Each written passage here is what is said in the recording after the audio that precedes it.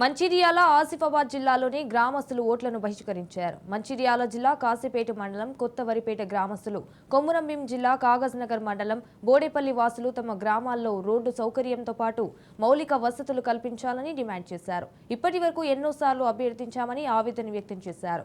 తమ బాధను పట్టించుకోకపోవడంతోనే ఓట్లను బహిష్కరిస్తున్నామంటూ మహిళలు ఆగ్రహం వ్యక్తం చేశారు. కాకపోతే ఏంటి మేము ఓటు ఏమంటలేము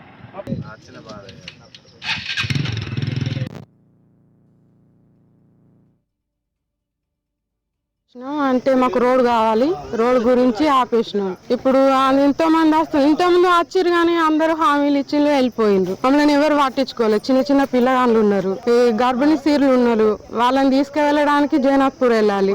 అప్పుడు అక్కడ పోవాలంటే మాకు ఖచ్చితంగా కావాలి, దాని కొంచెం అక్కడ అంబులెన్స్ ఎక్కియాలి. అట్లా అవి మేము వెళ్ళిపోయేటోళ్ళం కానీ ఇప్పుడు ఇక బాగా సమస్య వచ్చింది, అందుకని ఇక వెళ్తలేము, ఇక ఆపేసినాం.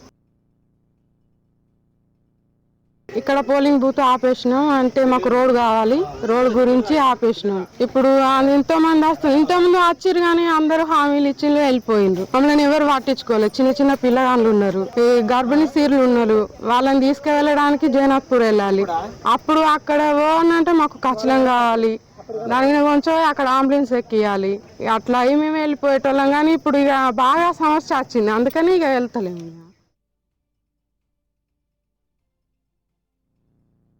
ఎన్నికల సందర్భంగా ఈ గ్రామంలోకి రావడం జరిగింది. ఈరోజు ఇక్కడ జగన్నాథ్పూర్ గ్రామ పంచాయతీలో బోరిగాం విలేజ్ ఒకటి అప్డేషన్, దీంట్లో ఒక బూత్ ఉండటం జరిగింది. 73 ఓట్లు.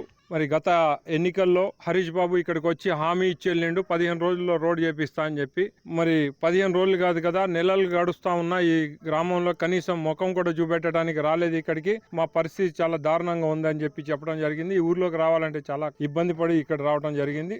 వాస్తవంగా వాళ్ళ కష్టాలు ఉన్నాయి. వాళ్ళందరూ కూడా బాధపడతా ఉంటే మేము ఓటు వేయమని చెప్పి ఒకే చోట కూర్చొని ఉన్నారు అందరూ.